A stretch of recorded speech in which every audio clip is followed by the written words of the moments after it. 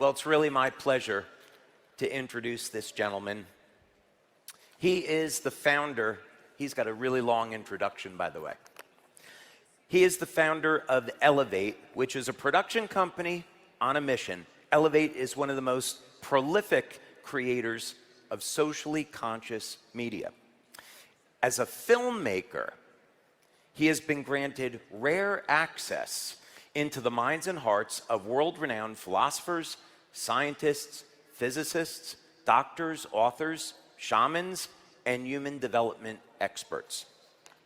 As a director, he has helmed numerous award-winning and record-setting productions, including theatrical features, network television specials, commercials, and music videos for platinum artists. In 2006, his passion for uniting creatives inspired the birth of Elevate Film Festival. In less than 3 years, the film festival earned the title of the world's largest single-screening film event, hosting up to 6,000 people per screening, filling prestigious arenas such as the Kodiak Theater, the Pasadena Civic, and the Nokia LA Live. In 2011, he received the Conscious Life Humanitarian Award and named a member of the Transformational Leadership Council. In 2020, he directed the documentary series Plandemic that shows the connections and conflicts of interest between the media, the medical industry, politics, and the financial industry during the COVID-19 pandemic. In 2023, he directed the film The Great Awakening that assembles the forbidden puzzle pieces to reveal the big picture of what's really happening in America and beyond. He is a humanitarian, a spiritual thought leader whose goal is to empower the masses and bring awareness to the issues affecting our times. Ladies and gentlemen, please give a warm and loud LifeWave welcome to our friend, Mikki Willis.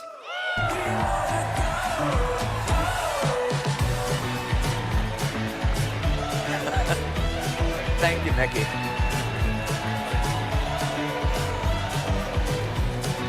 Thank you. Wow. Thank you. Mikki, it's so great to have you here. The first thing, the most important thing, I would like to thank you on behalf of our community for everything that you are doing to bring awareness to the problems, the modern problems that we're facing. It takes a man of courage, it takes a man of faith, it takes a man of God to do that. And I am so honored to be associated with you. Thank you, David. I'm honored too. I am honored to be here. Thank you so much. It's great to see all of you way back there. Wow. I was blown away by stage B, and David said, come on over to the main stage.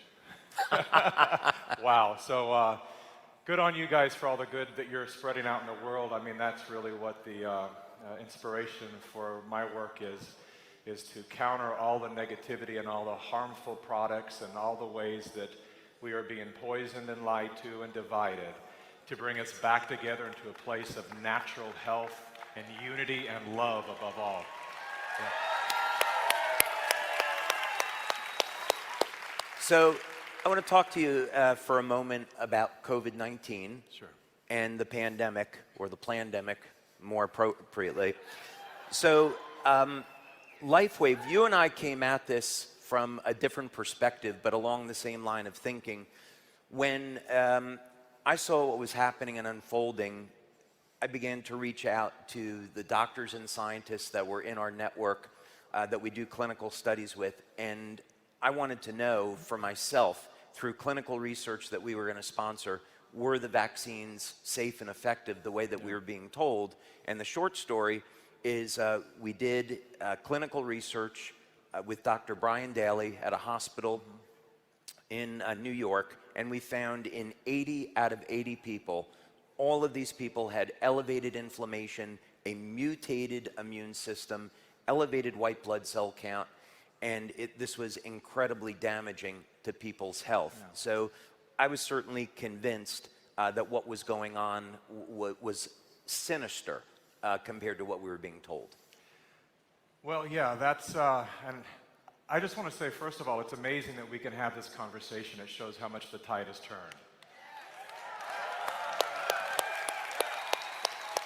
Hence the title of the movie that I released last year, The Great Awakening.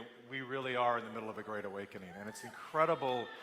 It's hard to know that so many people have suffered, but that's sometimes what it takes, a great sacrifice for us to wake up beyond all the conditioning that keeps us numb, dumb, and following leaderships right off the edge of our lives. And so it's been amazing. The reason people often ask me, they'll say, how were you so quick to jump on, have a film out and ready and released in May of 2020? As a matter of fact, by show of hands, how many of you saw the first Pandemic when it came out? Awesome. Or by applause, let's do that, then I can hear you way back there. Okay, good. Awesome, awesome. Now, people ask me that. They say, it came out May 4th, 2020. How did you know then? And the answer is really simple. My brother was killed by a medicine called AZT that was prescribed by Anthony Fauci in the 80s and 90s. My mother died 34 days later by bad cancer treatments. And so as a young man raised by a single mom, she was literally my hero. To have that kind of trauma happen back to back with older brother and mother, it was a real wake-up call for me to start giving a second look to this thing we call Western medicine. And I started to travel the world and study all the different ancient techniques of healing and energy healing, and which is one of the reasons I'm on stage here today, and very honored to be here working with a man who has done so much for innovating new technologies that heal us from the inside out.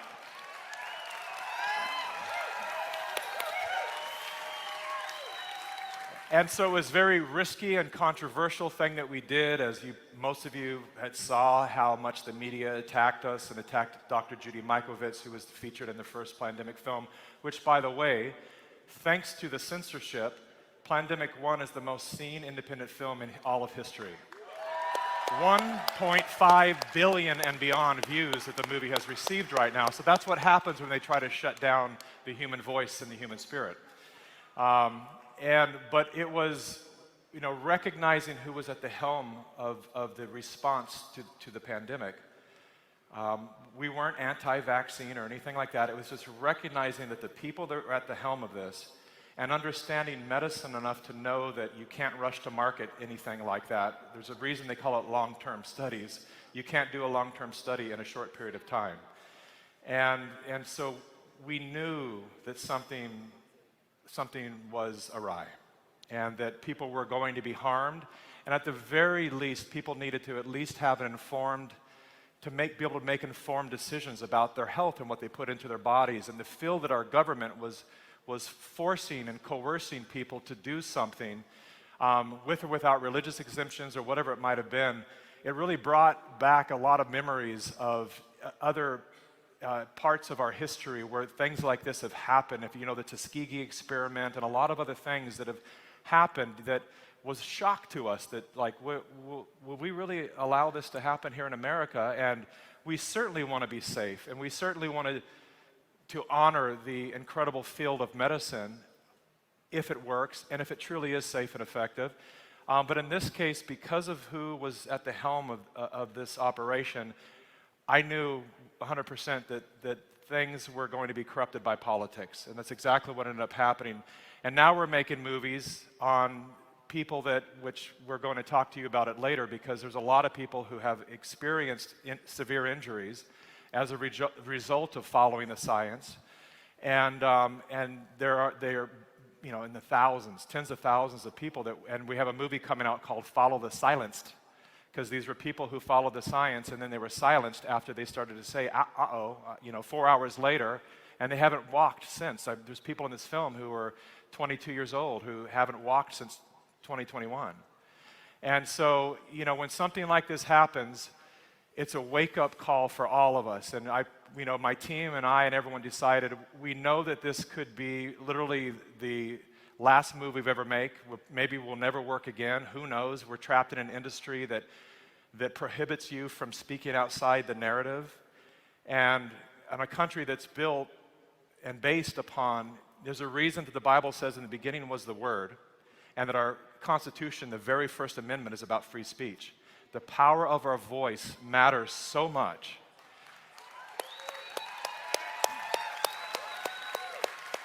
And so just understanding that so many people, so many Americans, tax-paying citizens, were being forbidden to speak out loud, to tell the truth, to warn other people, to at least let them know that they may want to hesitate or to look into it and understand what their blood type is and how they might be more affected than other people. These are the things that we've always been told to do, to get second opinions in medicine, but in this case, no one was allowed to do that. So it became very suspicious. And I will say now that we're now on the edge of 2025, 100% of every claim that was made, and the Plandemic series now is number 4 was just released, Plandemic the musical. I don't know if you've seen it yet, but you need to see it. But trust me, it's real, and there's a reason that we made it. We're reclaiming our art and our creative spirit to come back, take our music back, take our laughter back, our comedy back, and all the things that are being sucked away from us so that we live a joyless life, which is not possible. The human spirit is here to celebrate and to laugh and to create. We've been told for so long that we are consumers, and consumers take, but we are creators in the likeness of the Creator, here to give. That was beautiful. Thank you. So an interesting thing happens. You and I have something in common, is that when we knew we were being lied to by the government, by the people in charge, we got angry, upset, but what's interesting is we channeled that energy and became creative. So in your case, you started to put together works of art so you could communicate through the media that you're used to working with what was really going on, what was the truth. Mm-hmm. And in my case, I went into the lab and I said, I'm going to invent something, which became the water machine, so we could empower people with a technology that could change their lives. So now we would have these tools of energy medicine, science, communication, where we could push back against the narrative and empower people with freedom. Mm-hmm. And we've combined those efforts together. We have. And you were all the first in the world to hear about this collaboration.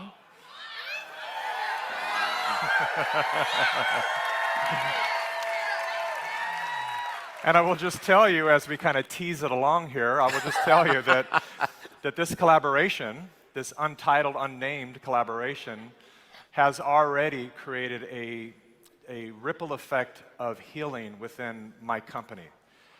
So we have a team of incredible filmmakers that travel all over the world. We have about 6 films and productions at all times.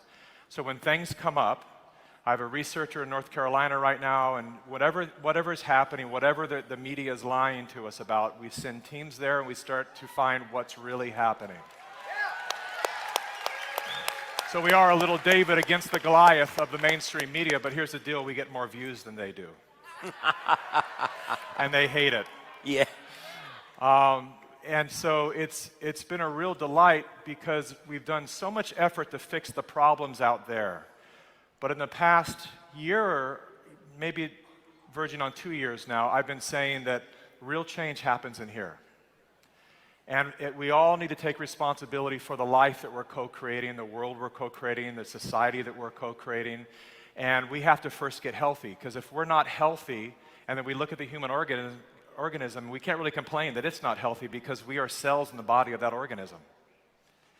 And so the work that we're focused on now is solution-based, because we all know there's a problem, and we all know there's a multitude of problems. The problems are going to continue to be there.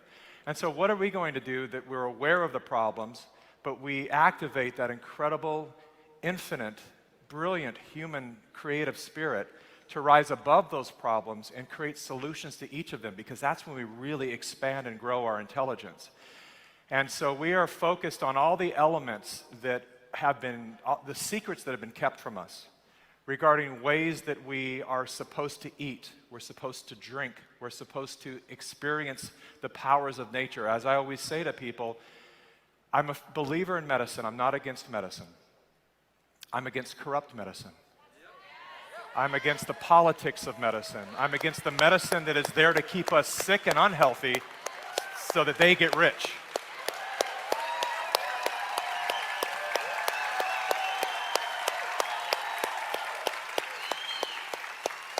And I always say, if you just stop for a moment, because I think that we're moving so fast and we're so distracted by these little things that you guys are holding up right now.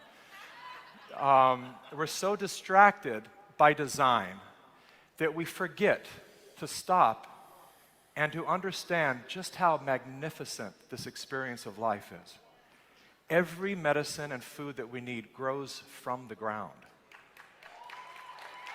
And it is often in primary colors and in the shape and design of the very organ it's meant to affect. You crack open a carrot and you look at the inside of a carrot and it looks like the pupil of an eye, and guess what? It's great for your eyes. A bell pepper, 4 chambers in the shape of a heart, and guess what? It's good for your heart. Avocado in the shape of the cervix with a seed in the middle, and guess what it's good for? And we go on and on. A walnut. Open that up. It looks like a little mini brain with 2 hemispheres, and it's brain food. It's almost as if God said, children, one day you're going to lose your way, so I'm going to make these things look like exactly what they're meant for in primary colors like Legos so you don't get confused, and they're pretty enough to fascinate you that you might eat them. And then we have these industries going, no, look away from all that, look away from all of that, and just use the synthetic stuff here that's going to keep you dependent upon our system. And the people, the gift of COVID, I've traveled all over the world, met with audiences this size and smaller, all over the world, is that people are waking up to realize that. And they're waking up to understand the potential of the human body when we feed it right, when we understand the power of light, the power of water, and really take control of what it is that we put into our bodies and what we put out, what we broadcast out of our bodies. When we're responsible for that. And I've seen around the world, I've said COVID unleashed and awakened and gave birth to a generation of citizen journalists. Because in 2020, I could send out my latest research and I could go in front of an audience like this and I could tell you my latest research and people would go, no way, what? I can't do that anymore.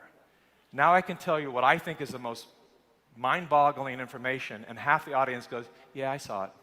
Yeah, I shared it yesterday. Oh, yeah, I know that.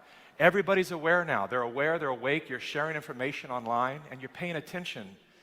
And we're particularly paying attention to what's happening within our government. And that's the thing that we're working so hard to reshape right now. But it all starts with what we do on the inside. So that's why when this opportunity came up, and there's some people I want to thank that couldn't be here today because they're so busy. My team is on a flight right now, I believe, to do an interview that might pertain to this collaboration up here, perhaps. And so they couldn't be here. So I want to thank Matthew Guthrie, Tyler Lindsay, Eric Felderhoff, my wife who is here. My wife and children are here, right there. My wife who's my producing partner. I want to thank Jim Caldwell. I want to thank David. Thank you so much, because it's changing the shape of our business already. I was telling him backstage that, we spend 12 hours a day, at least 5 days a week, and we look at all the footage, and some of it's really bad. We see the footage that gets blurred out on the news. We see the raw stuff. And we become thick-skinned because we love what we do and we know we're in service, and we know that we're on the right side of history, so that keeps us going. Yet, we're susceptible to the negativity at times, and it can sometimes weigh us down. And the project that we're so honored to be collaborating on right now has changed the DNA, literally, in my company, such that we're starting to feel a lightness within our work. And it's been therapeutic for us in so many ways that I thank you so much, because there's so much more light infused in the work that we're doing now, and you're about to see a little bit of that. And it's been a real honor. But last but not least, I want to thank a friend of about 20 years, Beamy Casey. Beamy Casey has been a dear friend of my wife's and mine for a number of years, and without her introduction to David, this project that we're about to unveil in front of you right now would not be possible. So thank you, Beamy, so much. Thank you so much. Thank you, Mikki. So I think we've probably teased them long enough. So, dear family, our LifeWave family, we introduce you to a new technology this morning, our water technology, our water machine, and I know you're excited about it. You want to share it with the rest of our community, your brand partners, your customers. But what if we could bring this technology to the rest of the world so that everyone can hear about LifeWave and light-infused water? So let's take this opportunity to show you a teaser trailer for a LifeWave water documentary. Let's take it away. We'll be back. We'll be back.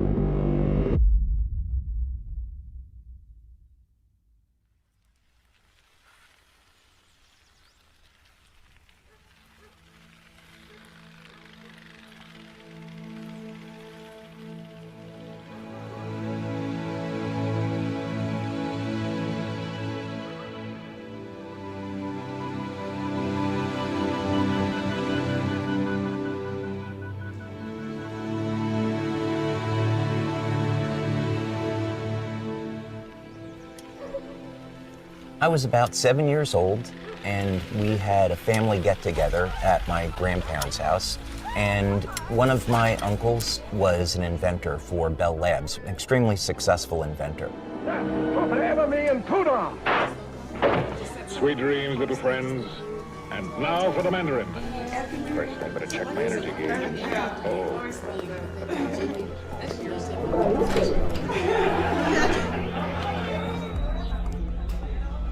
My cousins, they said, hey, let's break away from the adults, and we want to go take a look at something.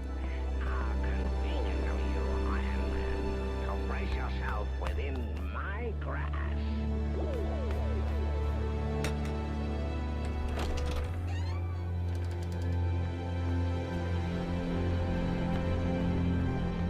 Up there. Go up there. Go on.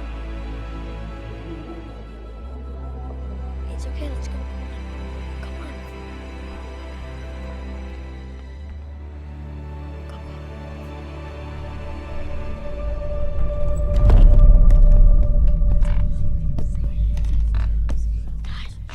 So we went up into the attic.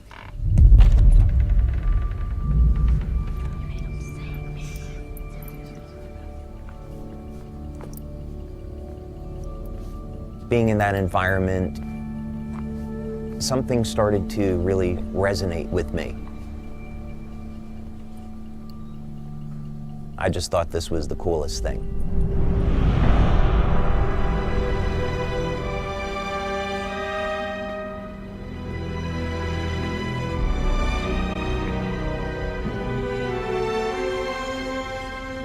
And when we got up there was something covered by this blanket. My cousins took the blanket off, and I saw this incredible machine. It had all of these tubes, electronic controls, dials, and I was immediately fascinated.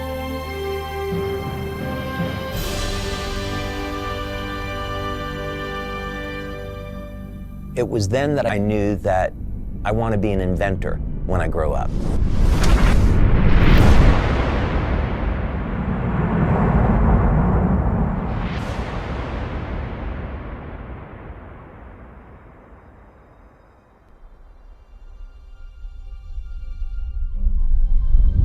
My name is David Schmidt. I am a husband, father, inventor, and the CEO and founder of LifeWave.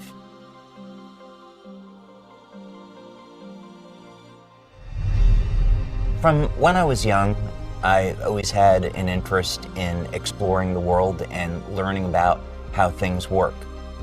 We didn't have the distraction of cell phones and computers, so I spent a lot of time outside with my friends, exploring the natural world, looking at insects, going for walks in the woods, and trying to understand how all these things in nature function and enjoying the beauty of it.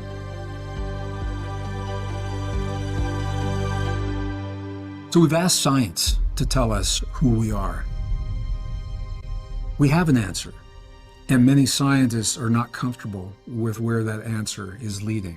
The origin of life problem is, I think most scientists today claim that that is the most difficult problem, and we still face it. Sometimes people talk about, well, we could create life in the lab, but in that case, it's usually an intelligent design explanation because you have the scientists with their intelligence, bringing together chemicals, not that they find in nature, but from a chemical supply company, and then putting them together in some very intentional way.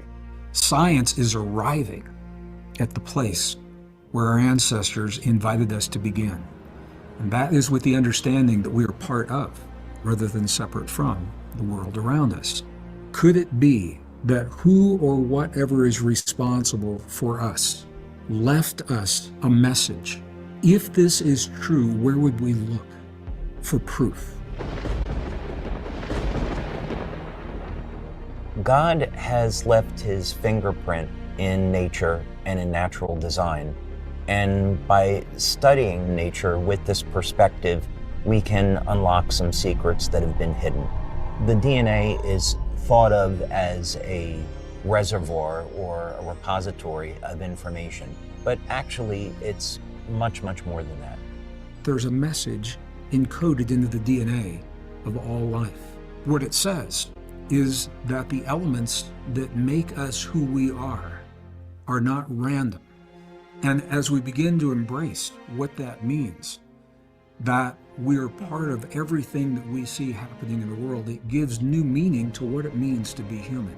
Not only are we more than the product of random processes, but we are designed to interact with the world around us as well as the world within us. In our DNA, there is actually a link to the ether where light is emitted. Light is information. We are constantly receiving information and transmitting information into the world around us, into the field around us. Light, as it turns out, is the primary control mechanism for everything else that happens in the body.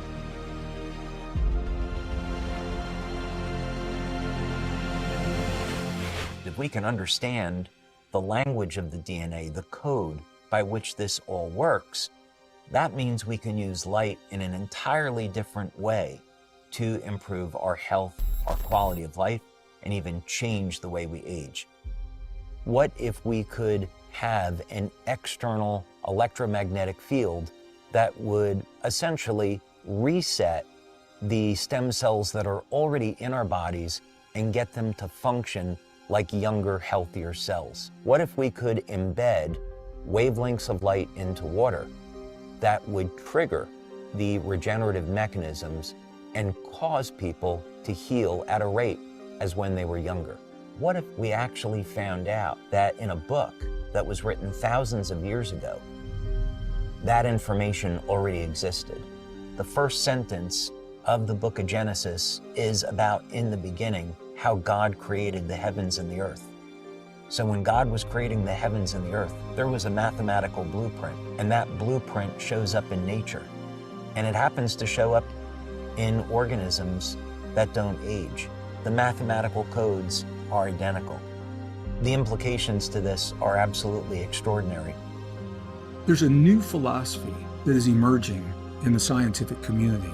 And the philosophy simply says that consciousness informs itself through its creations. And I think it's no accident that it's only now, at this time in history, only now, that we find the message that reveals the deep truth of our existence. The question is, what is our potential? What are the limits of a human body? What drives me is that there's this enormous sense of hope that we can create technology to generate clean energy, that we can have foods that aren't genetically modified, and we can meet all of the needs on the planet that we have to, and that we can heal people and give them their lives back. In the beginning, God created the heavens and the earth. There is more information there than most people would ever realize.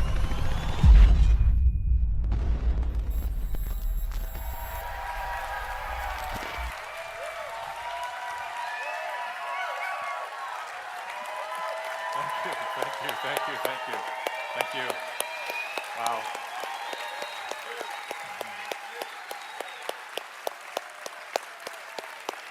Thank you. What would you all think? What would you all think? You said, what did you all What think? would you all think? If we had tens of millions of people that saw that on Netflix and Amazon Prime, Yes, yes. or maybe at a film festival. You know, a little story here I forgot to tell you that I've not told you yet, and that is my incredible wife, who's waving over there somewhere. We've been connected with this company for a little over a year now, even though we just met 4 months ago or so. So my wife, we edit our editing facilities in the basement of our home, because I like to be at home. I like to be able to see my children every day and not be separated from my family. And my wife has learned that our schedules are so intense that she often comes over, and thank God we trust her, because if she wanted to poison us, she could do it easily, because our whole team trusts her. She'll just say, here's some vitamins for you, take these, and here's some new this, and drink this, and here's some electrolytes, and she's constantly keeping our team. But sometime about a year ago, she started coming around and sticking these things in the back of my neck. And I said, what is this here? And she would say, just go back to work. And she'd stick it on my editor's neck, and she'd go around, and everyone's going, wow, cool, this is really great. And I will tell you this, that it was a pretty common thing that we would push ourselves so hard, because when we get to the end of a deadline, we'll do 24 hours straight, that there would be a cascading effect of people getting run down, and it would really disrupt our workflow.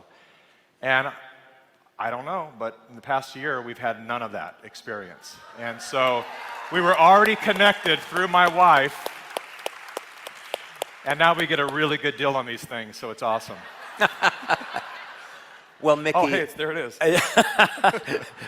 Mikki, I want to thank you for your courage and for speaking out and being a voice of light in these times. You are absolute proof that we can push back against the darkness. We can fight these people, and we can win. Thank you. Thank you, David. Thank you. Thank you all. And thank you to you. Thank you, Jim. It's been such a pleasure so far working with you. I know we've developed a lifelong collaborative friendship here and partnership. And I want to thank all of you for the energy that you put into the world to make our human family healthy and happy again. Thank you so much for that. Mikki, thank you so much. Thank you. Thank you. Mikki Willis, everybody.